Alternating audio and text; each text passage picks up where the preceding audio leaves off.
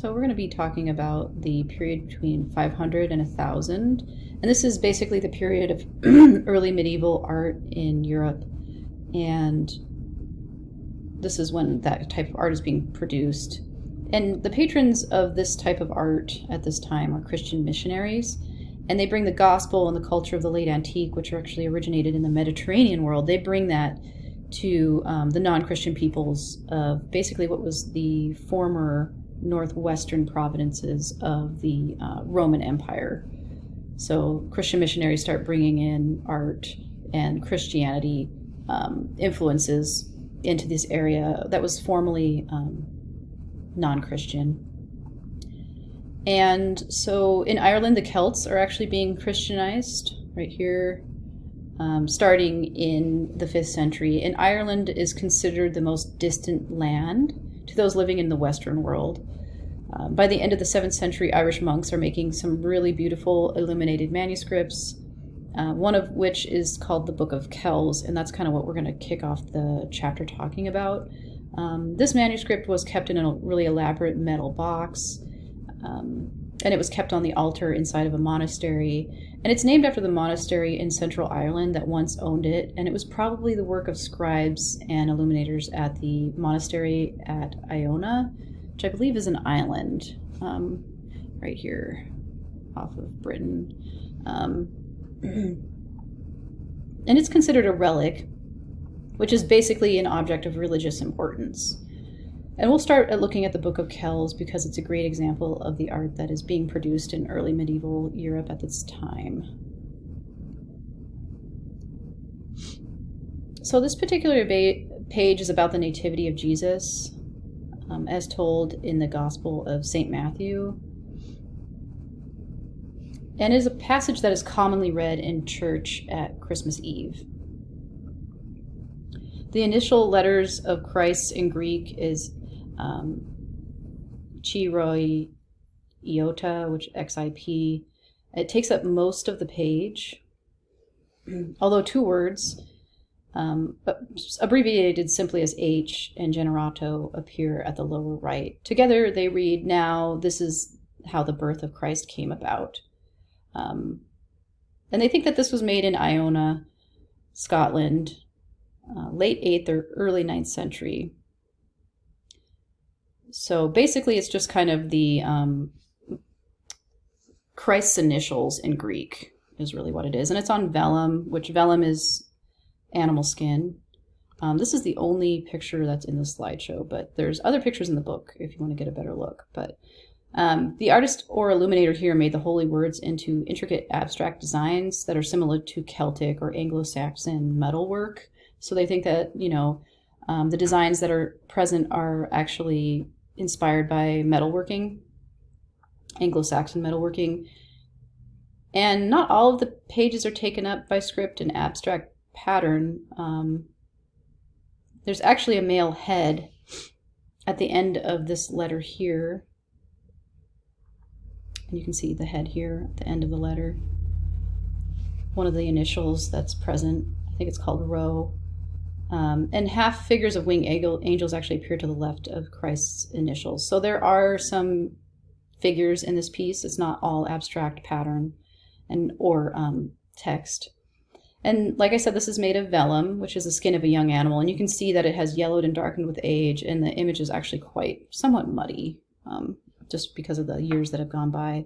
So during this time in Northern Europe, or the Western world, the monasteries are the hubs of art, production, and knowledge, almost exclusively. And the population of people are largely illiterate. So the monastery really is kind of a place where,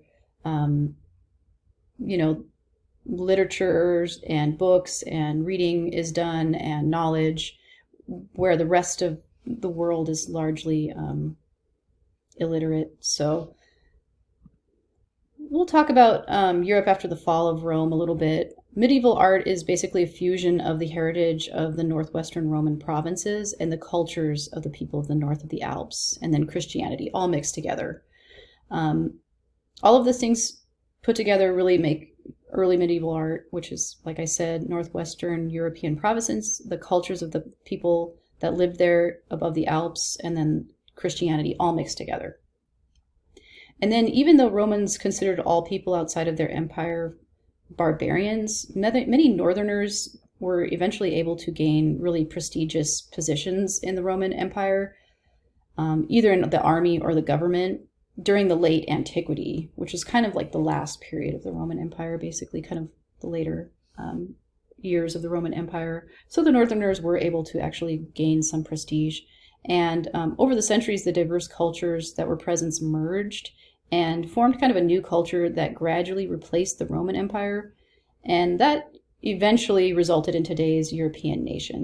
So some of the main players at this time that were kind of starting to fight for dominance were the Huns, the Vandals, the Merovingians, the Franks, and the Goths. There were other Roman cultures, but these were the main ones that began fighting amongst themselves for power after the Roman power waned.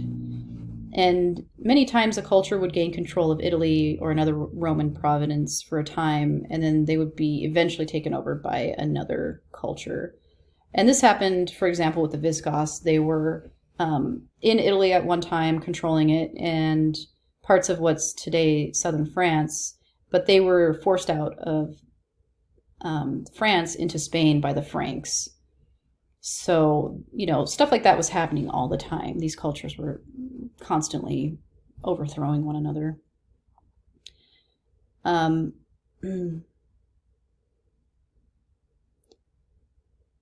So the Lombards were the last of the early Germanic powers to occupy land within the limits of the old Roman Empire. The Anglo-Saxons at this time controlled what is basically Roman Britain, and the Celts inhabited France and part of the British Isles, including Ireland. In Scandinavia, the Vikings were actually in power. So those are some of the main people that were, or cultures that were around during this time, and that we'll be talking about a little bit. It's kind of a mix. So we'll talk about the Merovingians and the Anglo-Saxons now. A lot of art historians believe that they don't really have a very good grasp on what the art of this time period really looked like, because they don't have a lot of things that survived. A lot of the things that survived are small and portable, and typically stuff that they would find in like a tomb, like status symbol items such as weapons, personal adornments, bracelets, pendants, belt buckles, and like I said, typically coming from lavish burial sites. So that's basically mostly what survives from this time. There's no like paintings, or I don't know if there's a lot of pottery or anything like that. A lot of earlier scholars actually ignored these works of art that were found. They thought they were minor arts, mostly because of their small scale and the utilitarian nature that they had, which utilitarian means that they were just used every day, like a pair of earrings or a belt buckle. Like, it has a useful purpose to it. It's not just art for the sake of art, right? And so a lot of earlier scholars kind of ignored it and kind of labeled it as, minor arts. And also because the artists used abstraction instead of the classical approach of representing everything in a really natural or realistic manner, like they did in Greece and Rome. These cultures abstracted things really heavily, and they used a lot of pattern and intricate interlacing lines. And so early scholars, kind of thought of that as, inferior, basically. But back in their times, these objects really did mean a lot to their owners. They were status symbols. They represented wealth to those people, and they were coveted items. So we'll take a look at the Merovingian Fibulae. And it's basically a pair of looped fibulae from France, mid-6th century, silver gilt, worked in filigree with inlays of garnets and other stone. It's about 4 inches high, each of them. So a fibula is a decorative pin used by the Romans and the Etruscans before them.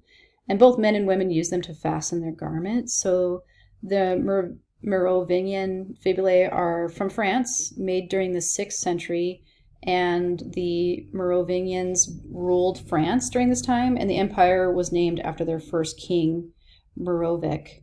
And these fibulae are probably owned, they were probably owned by a woman, and they were buried with her so that they would be with her in the afterlife. And they just showed her status too during life. And they're kind of covered with these decorative patterns that carefully fit the shape of the object. So the outside of the object is pretty intricate, but all of these patterns are fitting it nicely. This creates a nice border here. And there's a lot of decorative patterns, which really help to describe and amplify the fibula's form and structure. And it's almost becoming an organic part of the pin. Early metalworkers at this time often injected zoomorphic forms with the abstract decorative patterns. So zoomorphic is anything that has the form of an animal, basically. So there's several animals in this. They're very abstracted and they can be hard to see, but I'll kind of talk about where those are at. So there are some fish on these fibulae here and here. So they're pretty heavily abstracted, but you can tell once you look at that they are fish. And then there are actually some stylized eagle's heads at the top here. And here's the beak, and then the red garnet forms the eye. So there are some zoomorphic forms here. Like I said, they're kind of hard to recognize because they are, highly abstracted, but just checking that. Okay, we'll move on. So we'll talk about the Sutton ship burial.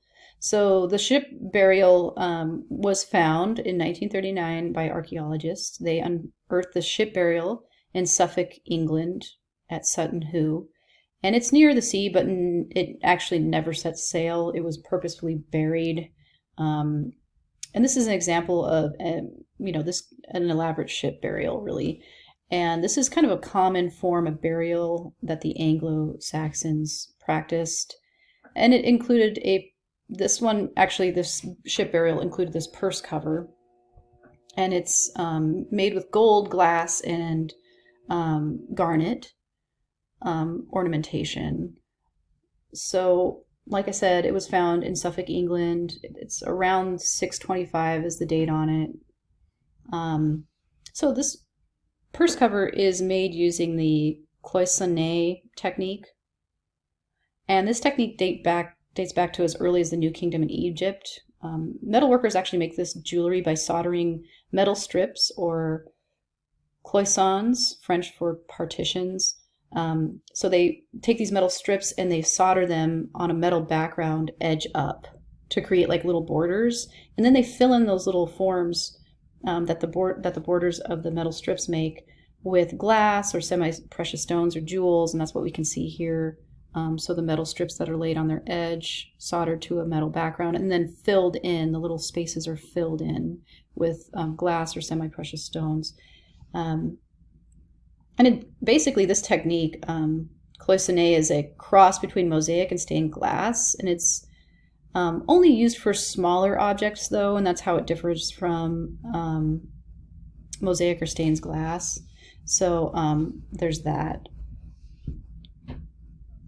So let's see how much time we have. I might have to maybe wrap this up and talk about this in the next video.